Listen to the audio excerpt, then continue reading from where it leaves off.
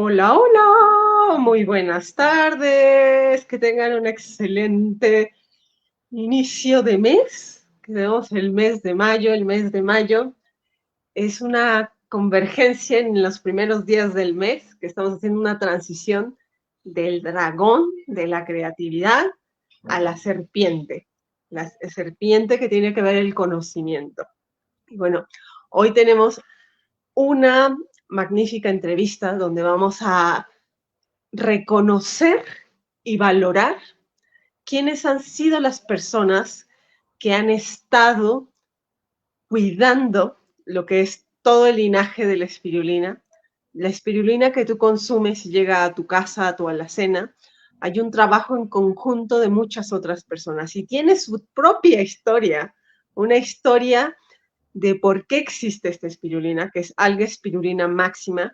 Es una cepa de espirulina que tiene la mayor cantidad de proteína y de nutrientes que requiere el cuerpo humano, el 90% de los nutrientes que requiere el cuerpo humano. Bueno, tenemos aquí a Salomón, que nos va a iluminar con toda esta sabiduría que se ha venido recorriendo para que llegue este alimento a tu casa. Gracias, Salomón, por estar aquí. Gracias, Claudia, un placer y gracias a ti y a todas las personas que amablemente nos escuchan y que bueno, pues hoy efectivamente vamos a hablar acerca de la historia de este alimento, vamos a ver de dónde proviene y cómo es que llega a cada uno de nosotros, cómo es que lo obtenemos y también pues obviamente vamos a mencionar los temas que tienen que ver con la calidad de la espirulina, porque la historia también está relacionada con los aspectos de la calidad. Y lo primero es que hay que decir, para que se sepa, que la espirulina es de los alimentos uno de los más antiguos que existe en la Tierra, porque estas microalgas, recordemos que la espirulina es una microalga de color verde azulado, que existe en la Tierra mucho antes que cualquier célula vegetal y también, por supuesto, mucho antes que cualquier célula animal. Eh, y esto hace que estemos hablando de alrededor de 3.500 millones de años, que es lo que se calcula que tiene la espirulina en la Tierra, y que junto con otras microalgas, con otras algas y con otras bacterias, el primer aspecto que hay que agradecerle a la espirulina es que gracias a organismos como este, hoy tenemos la atmósfera de oxígeno, porque en esa época, hace tantos millones de años, teníamos una atmósfera que era de azufre y que no permitía tener la vida que hoy tenemos.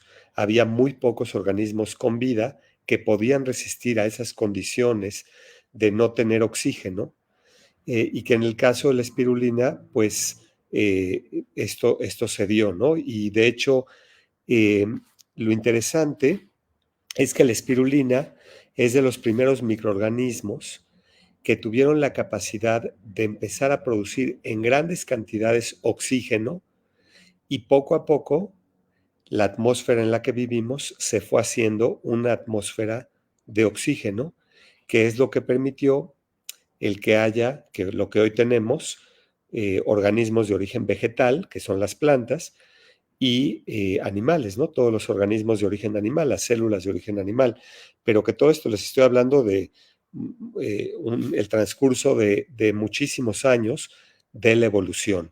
Entonces, lo primero es reconocer que la espirulina es de las primeras formas de vida que van a servir como alimento que se originan en la Tierra y que además contribuye a que la atmósfera, al volverse de oxígeno, pueda dar ese origen a la vida. Por supuesto que ya después van a venir los primeros seres humanos. Eso es el primer aspecto, pero de ahí resulta que la espirulina ha sido un alimento pues sumamente consumido por las culturas antiguas. Esto también se sabe. Especialmente las culturas antiguas de América y de África son las que más hay referencias de su consumo, del consumo de espirulina. Entonces, a lo largo de mucho tiempo, la espirulina fue consumida aquí en América por muchas culturas que van desde las que vivieron en la zona de Mesoamérica, que estamos hablando de lo que es el centro de la República Mexicana, pero un poco más hacia la parte del sureste y ya propiamente lo que son los mayas. Y por supuesto que también en la parte de Centroamérica y Sudamérica, ya con culturas que tienen que ver con los incas. En estas se sabe que consumían alga espirulina y las otras pues estuvieron en África, en el centro y norte de África. Ahora, ¿qué es lo que pasa? Lo que es muy interesante es el momento de la fusión de las culturas, cuando llegan acá los españoles, que estamos hablando de hace un poco más de 500 años. En ese momento va a comenzar una fusión de culturas, porque con la llegada de los españoles, pues llega toda Europa, o sea, cuando los españoles empiezan a poner sus pies acá, pues no solamente llegan ellos, van a llegar también un poco los ingleses, otras culturas, holandeses, franceses, pero por supuesto que va a empezar a haber una fusión, y no solo eso, recordemos que en esa época la cultura española tenía una influencia muy marcada de la cultura árabe y también de algunas culturas de Egipto, algunas culturas de África.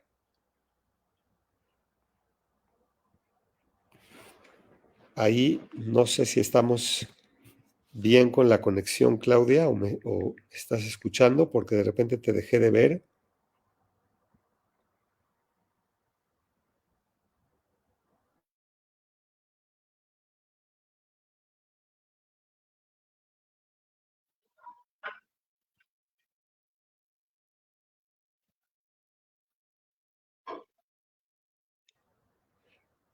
Claudia, ahí se cortó, no sé qué pasó, te dejé de ver.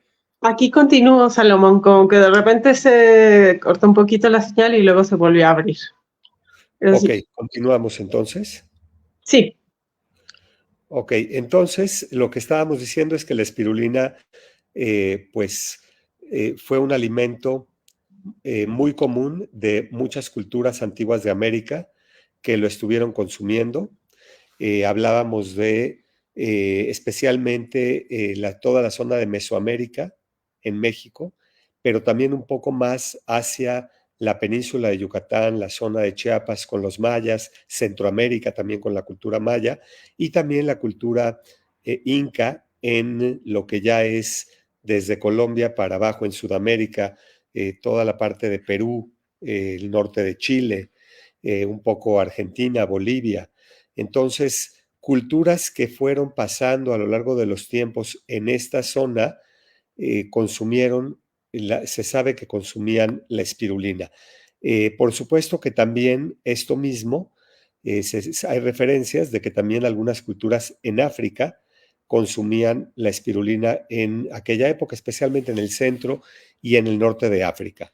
Entonces, tomando en cuenta esto, el punto al que hay que remitirnos es a la llegada de los españoles a América, porque es en ese momento, especialmente cuando hablamos de alimentación, vamos a tener más que hablar de conquista y de una cultura que dominó a la otra, en términos de alimentación, hablamos de una fusión de culturas, porque además los españoles no solo llegan con la cultura española, sino que llegan con toda la parte, por ejemplo, la influencia de la cultura árabe o inclusive la cultura judía que vivía en España y que floreció en los siglos XI, XII, XIII.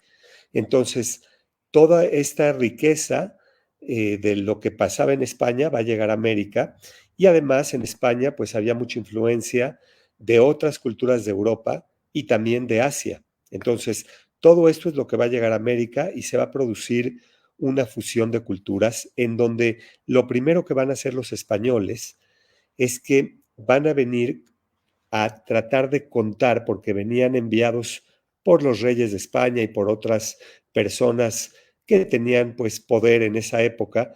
Entonces, lo que van a hacer estos españoles que llegan es que van a empezar a contar, van a narrar todo lo que había aquí, imagínense en términos de alimentación, todo lo que había en América que no había en Europa.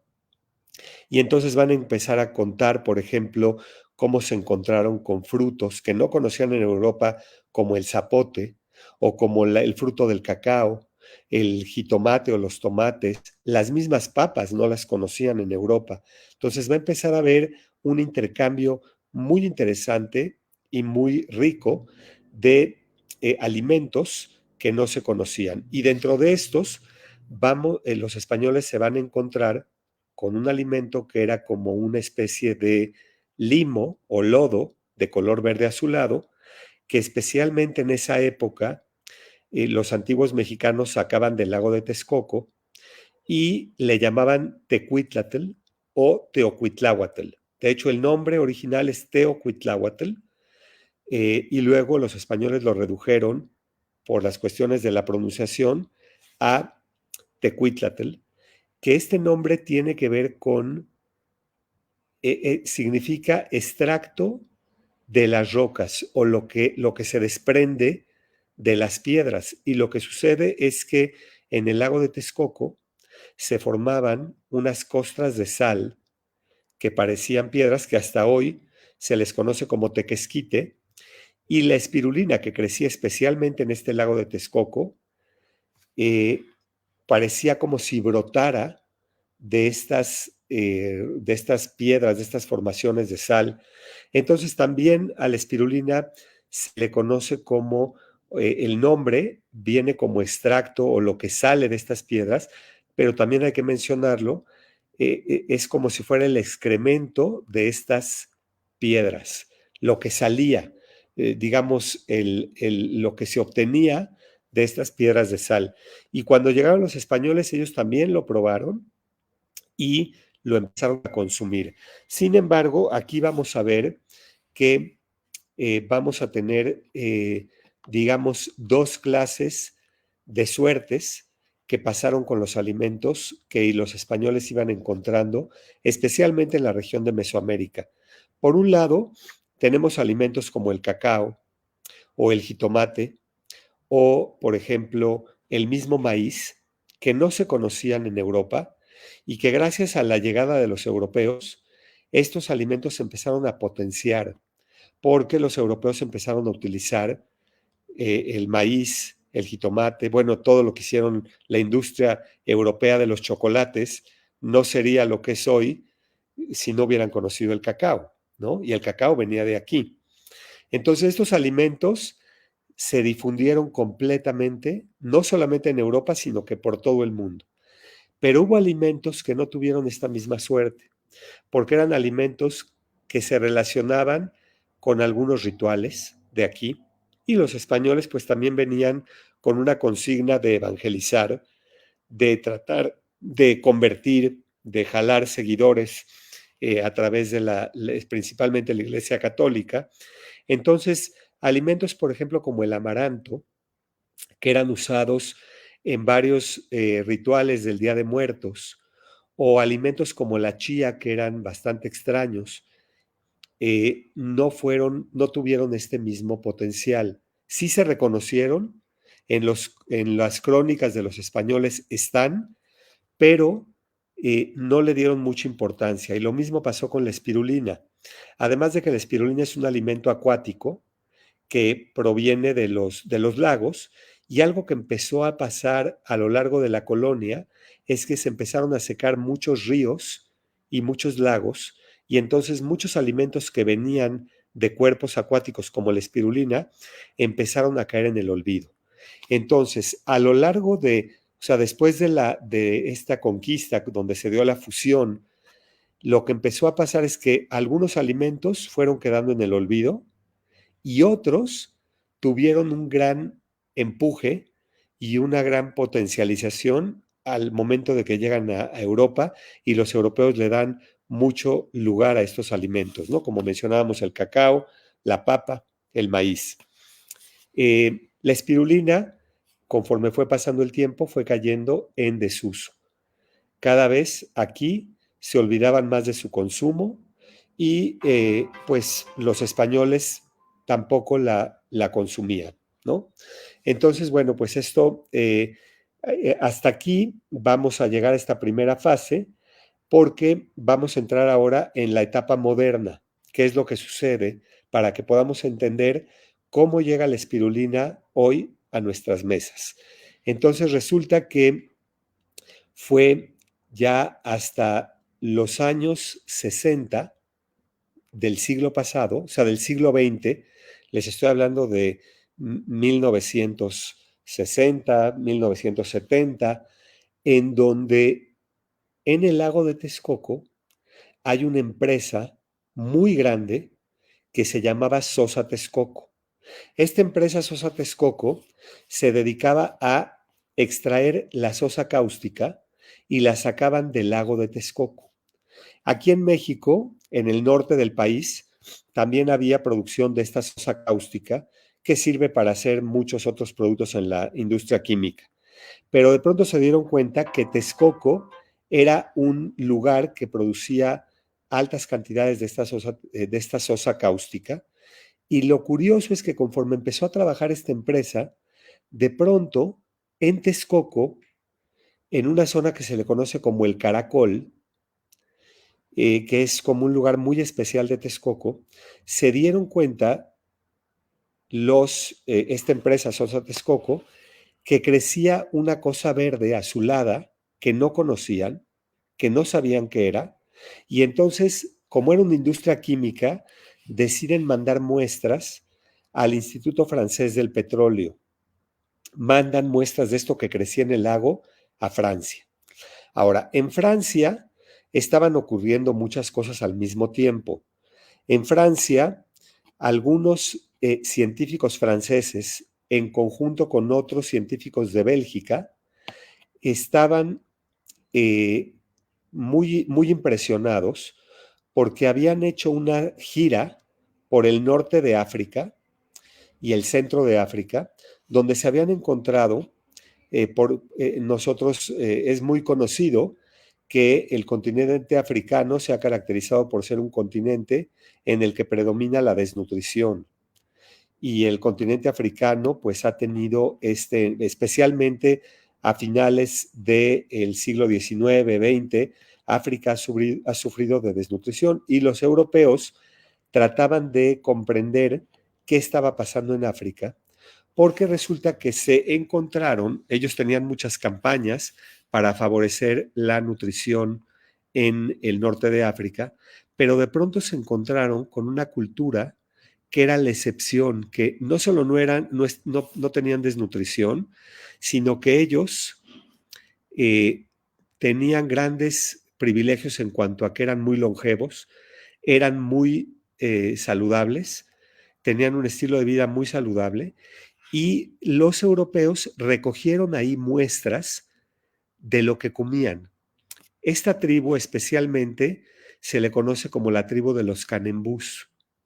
Y estos canembús, el alimento que sacaban del lago Chad, que es un lago muy parecido al lago de Texcoco, era un alimento que le llamaban ahí en África dihé.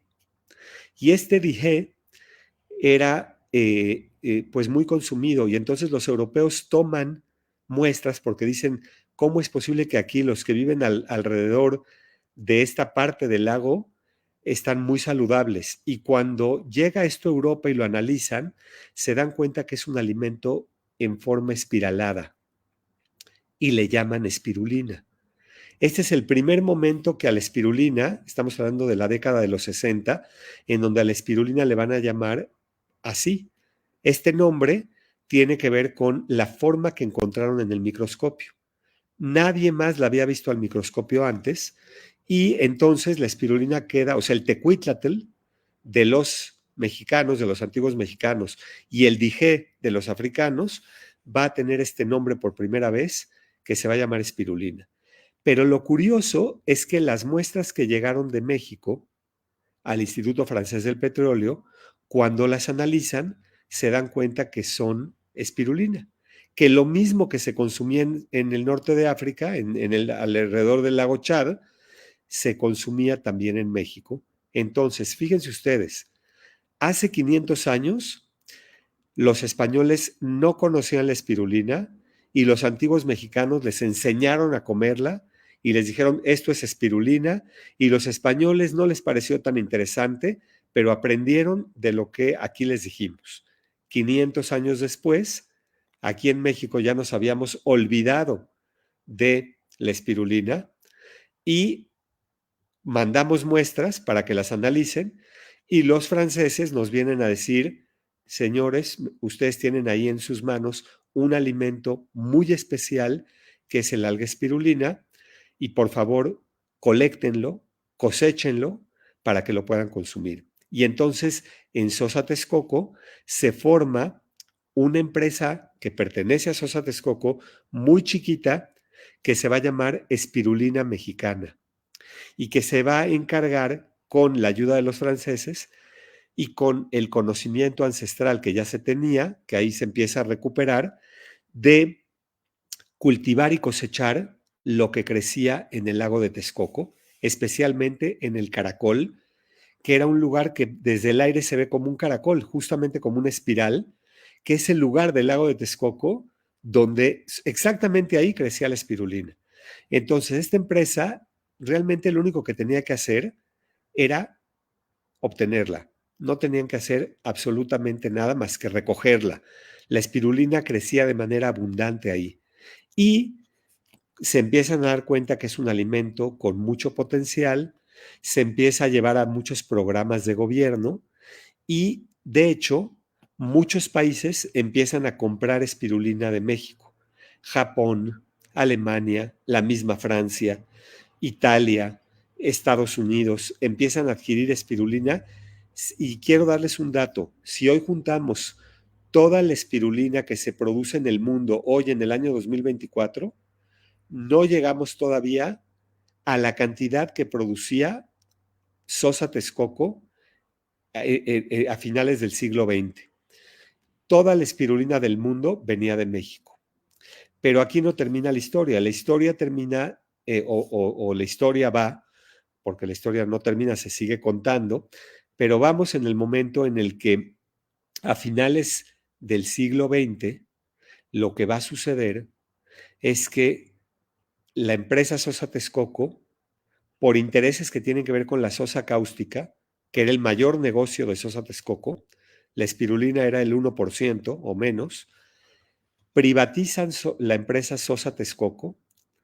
Esta privatización hace que la empresa caiga en una huelga y hasta hoy esta huelga no se resuelve. La empresa quedó completamente desmantelada, el lago de Texcoco se empezó a contaminar, la espirulina se perdió nuevamente y ahí, Claudia, es donde entra nuestro grupo, porque nosotros en los años 90, yo en esa época, junto con mi hermano y con otros más, empezamos a tener un régimen vegetariano y la persona que nos invitó a tener este régimen nos comentó, nos presentó la espirulina de Texcoco. Íbamos a comprarla en Texcoco y yo recuerdo muy bien que de pronto en Texcoco cuando íbamos ya estaban las banderas de huelga y ya no nos las querían vender. Tenían espirulina acumulada y como la espirulina ya en seca puede durar muchos años, entonces no las daban, o sea, pues decían, bueno, la empresa ya no funciona, pero los trabajadores nos daban la espirulina, nos las vendían en unos costales, hasta que esto terminó. Le estoy hablando del año 95, 96, 1995, 1996, en donde ya no podíamos obtener más espirulina. Y bueno, yo ya había visto los beneficios en mi vida y en muchos más con los que le estábamos compartiendo. Y fue ahí que decidimos empezar a cultivarla y a cosecharla y no dejar que este alimento pase de largo otra vez en la historia, no dejar que se pierda. Y bueno, fue ahí donde lo primero que hicimos fue tratar de adquirir algunos terrenos ahí mismo en Texcoco. Empezamos a hacer pruebas. Vimos que la espirulina sí se podía producir, pero ya había algunos componentes de contaminación en el lago de Texcoco. Recordemos que la espirulina es como una esponja que atrae todo lo que hay en el agua y por supuesto, si hay contaminantes, también los absorbe. Por eso es muy importante la calidad del agua donde crece la espirulina. Uno de nuestros asesores, y ya hoy tal vez es un poquito más larga esta plática porque tiene muchos datos, pero uno de nuestros asesores, de los que más sabía de microalgas, que se había entrenado en Francia, era un chileno de nombre Francisco Ayala, muy amigo hasta hoy de nosotros. Él lo trajimos a México porque él tenía mucha información de los cultivos de espirulina y él nos dijo, después de algunos años que estuvimos trabajando en México, en el lago de Texcoco, él nos dijo, no hay manera, esta espirulina va a seguir contaminada y no la podemos, va a ser difícil, nos va a llevar muchos años limpiar el agua para obtener una espirulina de alta calidad. Y entonces lo que sucedió en ese momento se juntó con que cerca del año 2000, ustedes recordarán, que ganó Fox, por primera vez tuvimos la transición del PRI a un nuevo partido, Fox entró al poder y uno de los primeros proyectos de Fox fue construir un aeropuerto en Texcoco, antes del de Peña Nieto, y empezaron a expropiar terrenos en Texcoco y unos de los terrenos que se iban a expropiar eran en los que nosotros estábamos haciendo pruebas para obtener espirulina. Entonces ahí nuestro asesor chileno nos dijo, a ver, la espirulina aquí está contaminada y por otro lado se va a construir el aeropuerto. Nos pidió que vayamos a Chile a conocer un lugar muy inhóspito en el desierto de Atacama, en donde se tiene registros que los antiguos incas habían consumido ahí la espirulina, cerca del lago Titicaca, y nos lleva ahí. Lo que nos encontramos es con un ecosistema muy parecido al del lago de Texcoco, nada más que mucho más árido y por lo tanto con menos posibilidad de que hubiera contaminación por la agricultura, por la ganadería. Por supuesto no había ningún aeropuerto, lo único que teníamos en el desierto de Atacama era arena y estrellas y el agua donde crecía y sigue creciendo de manera excepcional la espirulina. Y entonces eso nos hizo poner nuestra empresa, una empresa mexicana que se instaló en Chile y que por eso traemos la espirulina desde el norte de Chile, del desierto de Atacama, siendo este un ecosistema privilegiado en donde podemos obtener una de las espirulinas de mayor calidad. Y bueno, pues es la espirulina que hoy les ofrecemos, porque toda la tecnología que teníamos aquí en México se fue a Japón y los japoneses fundaron muchas plantas en China que son las que hoy producen la mayor cantidad de espirulina, en donde tenemos de muchas calidades, hay de buena calidad y hay de muy mala calidad, y bueno, pues nosotros decidimos llevárnoslas a Chile, porque ahí vimos que se podía producir de manera súper adecuada, y bueno, hoy en día tenemos certificaciones orgánicas, kosher, de buenas prácticas de manufactura y otras más que hacen que nuestra espirulina sea una de las de mejor calidad que hay en el mundo. Entonces, esta es un poco la historia y déjenme decirles que cuando yo daba estas pláticas, Claudia, que no las daba así como ahorita conectados en dispositivos y que nos puedan ver en cualquier lado, la mayoría de mis pláticas eran de manera presencial y cuando yo preguntaba quién conoce espirulina aquí en México en los años 90, nadie la conocía. Nadie sabía de qué estaba hablando y había que empezarles a explicar desde el principio. Pero esa es la labor que hicimos. De hecho, así fue como yo conocí a Claudia en una de estas pláticas, en algunos de estos eventos. Y hoy, pues estamos acá, hoy en día, con toda esta labor que hemos hecho, pues la espirulina es mucho más común. Sigue siendo un alimento poco conocido comparado con el frijol o con el maíz, pero bueno, ya tenemos avance en toda la labor que estamos haciendo para que la espirulina, como alimento tan saludable, tan nutritivo, llegue cada vez a más personas.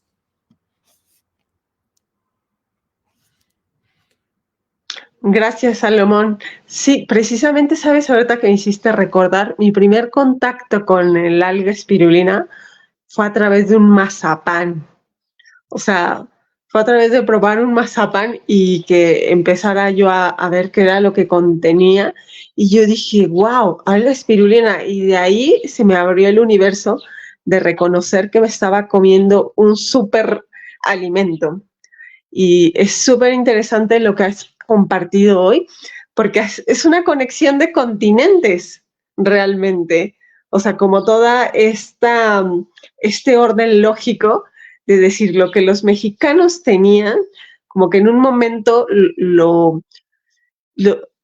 sí, no lo valoraron, pero volvió a aparecer. O sea, como que alguien vino, que en este caso los europeos, y empezar, o sea, como que toda esta parte de decir, bueno, a ver, ¿qué está pasando en África? Lo idéntico en lo diferente.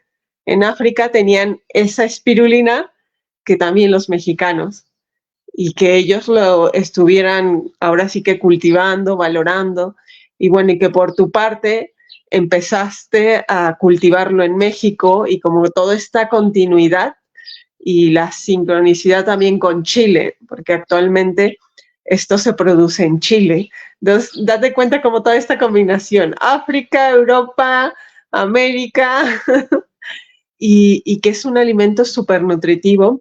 Y en cuestiones de calidad, que claro que importa, porque este alimento viene del desierto de Atacama de Chile, donde el agua es de manantial. El aire a la redonda no hay nada de combustibles ni manufactura, es un desierto donde el aire está limpio, la tierra, todo lo que recibe el sol, la radiación del sol directamente. Entonces, este alimento también está conectado con el plasma del sol a nivel energético y como todo el cuidado ético de calidad que tiene el alimento. Pero muchísimas gracias, Salomón, realmente es interesantísimo, así como todas esas casualidades de que casualmente venga otra persona y le diga al mexicano, ¿qué crees? Tienes algo súper maravilloso, y que de ahí se empezará a tejer como todo. Claro, y además, pues ahora todos y cada uno de nosotros somos parte de este rescate, este resguardo de la espirulina. Entonces, mientras más lo consumamos, mientras más lo recomendemos, mientras más nos beneficiemos de todos los aportes que tiene, pues más vamos a llegar a otros seres humanos y así la espirulina va a volver a tener ese lugar de consumo masivo que tuvo desde los antiguos mexicanos o los antiguos africanos. Sí, y que actualmente tiene toda esta parte de combinación que tenemos bebidas inteligentes, y ahora con cacao, con jengibre, con cúrcuma. Entonces, esta cultura se está abriendo más. O sea, tienes la espirulina y la puedes adquirir ahora con buenas y nuevas combinaciones para diferentes etapas del año. Aunque en esta etapa que hace bastante calor, consúmela y te va a ayudar muchísimo para regular tanto tus hormonas, lo que son tus glándulas, tu sangre, tu fluidez, y va a cuidar tus riñones, tu hígado, tu páncreas, que colabora para la regeneración de los órganos. Pues muchísimas gracias, Salomón, por compartir todos esos detallitos de las casualidades de lo que ha sido posible para que la espirulina llegue a cada una de nuestras casas y la casa de las personas que lo consumen. Que realmente la espirulina es una posibilidad de vida, o sea, es vida tal cual. O sea, son alimentos que te dan vida, que te dan energía. Es un activador mitocondrial y que también es un antioxidante. Y bueno, deseando que se encuentren muy bien, y nosotros también, Salomón, continuando tejiendo para seguir creando consideraciones que yo te había dicho que habláramos del el beneficio que tiene la espirulina en los diferentes órganos. Que esa es mi propuesta para la siguiente conexión. Claro que sí, Pero bueno, excelente. muchas gracias, Salomón. Gracias, Claudia, Me gracias. despido. Muchos Chao. saludos.